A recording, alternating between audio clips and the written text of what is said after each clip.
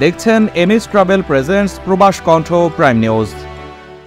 মালয়েশিয়ার পেনাং রাজ্যের Penang island city council কর্তৃক পরিকল্পিত এমবিপিপি নতুন নীতি গৃহীত হলে আগামী বছর থেকেই দেশটির পেনাং রাজ্যের সমস্ত হকার স্টল, ফুড কোর্ট এবং কফি শপগুলোতে বিদেশি রাঁধুনি বা বাবুর্চিদের ওপর নিষেধাজ্ঞা কার্যকর করবে।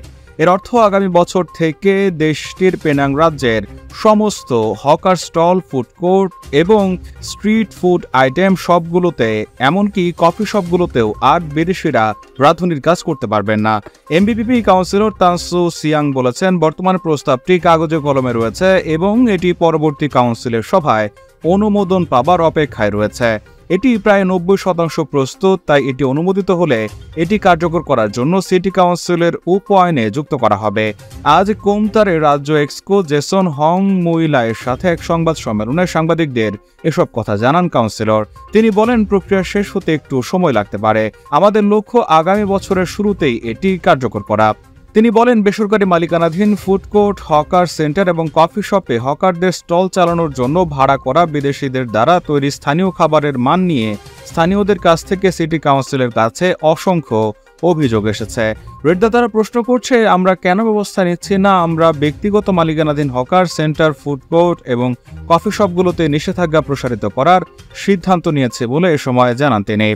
মালয়েশিয়া প্রবাসীদের জন্য প্রতিদিন দারুণ সব অফারে বিমান টিকিট দিচ্ছে MH global travels. Dhaka, Kuala Lumpur, Dhaka সহ বিশ্বের যে কোনো গন্তব্যে সুলভ মূল্যে আপনার টিকিটটি পেতে আজই চলে আসুন কেএল মোনোরেল সেন্ট্রাল এর পাশে এনিউ সেন্টার বিল্ডিং এর অপোজিটে, অথবা কল করুন স্ক্রিনে দেওয়া নম্বরে। আমাদের কাছে কল করুন, ঘরে বসে টিকিট কাটুন।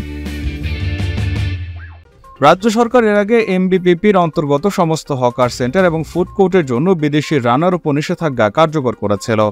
নিষেধাজ্ঞাটি 2014 সালে চালু করা হয় এবং 2016 সাল থেকে কার্যকর করা হয়।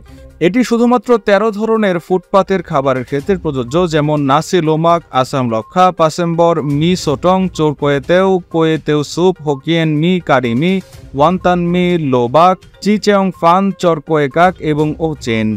ট্যান জোর দিয়ে জানিয়েছেন, এই নিষেধাজ্ঞা ক্যাফে, রেস্তোরাঁ, হোটেল এবং ফ্র্যাঞ্চাইজিগুলোতে প্রভাবিত করবে না এবং তাদের মেনুতে একই ধরনের হকার খাবার সরবরাহ করলেও এটি প্রভাবিত হবে না। তারা সেক্ষেত্রে বিদেশি শেফ বা কুক নিয়োগ দিতে পারেন। প্রবাস কণ্ঠ নিউজ ডেস্ক।